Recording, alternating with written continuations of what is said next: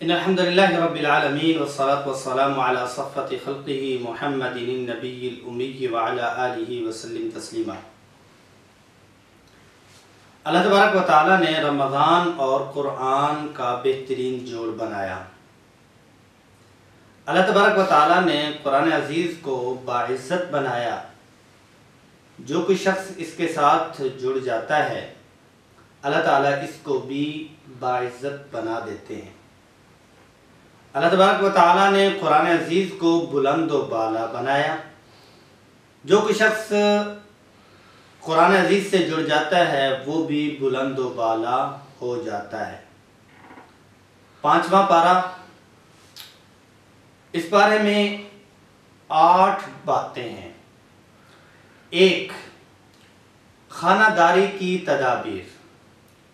دوسرا، عدل اور احسان۔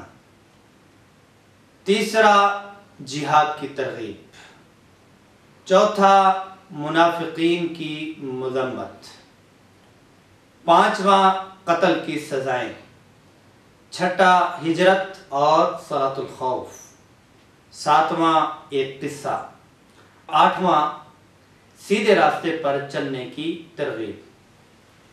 جہاں تک خانہ داری کی تدابیر کی بات ہے، پہلی ہدایت تو یہ دی گئی کہ مرد سربراہ ہے عورت کا۔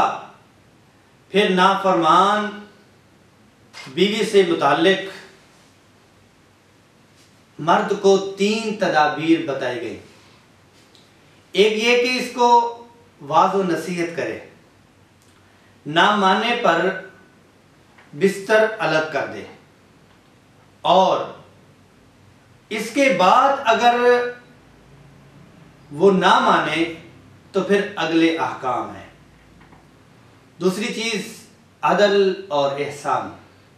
عدل اور احسان کا حکم دیا گیا تاکہ اجتماعی زندگی درست ہو جائے۔ جہاد کی ترغیب دی گئی کہ موت سے نہ ڈرو، وہ تو گھر بیٹھے بھی آ سکتی ہے۔ نہ جہاد میں نکلنا موت کو یقینی بناتا ہے، نہ گھر میں رہنا زندگی کے تحفظ کی ضمانت ہے۔ منافقین کی مذمت کر کے مسلمانوں کو ان سے چوکنا کیا گیا کہ خبردار، یہ لوگ تمہیں بھی اپنی طرح کافر بنانا چاہتے ہیں۔ قتل کی سزائیں بیان کرتے ہوئے بڑا سخت لہجہ استعمال ہوا کہ مسلمان کو جان بوجھ کر قتل کرنے والا ہمیشہ ہمیشہ جہنم میں جلے گا۔ مراد اس سے جائز سمجھ کر قتل کرنے والا ہے۔ 6ٹھی چیز، ہجرت اور صلاۃ الخوف ہے۔ جہاد کی ترغیب دی تھی، اس میں ہجرت بھی کرنی پڑتی ہے، اور جہاد اور ہجرت میں نماز پڑھتے وقت دشمن کا خوف ہوتا ہے، اس لیے صلاۃ الخوف بیان ہوئی۔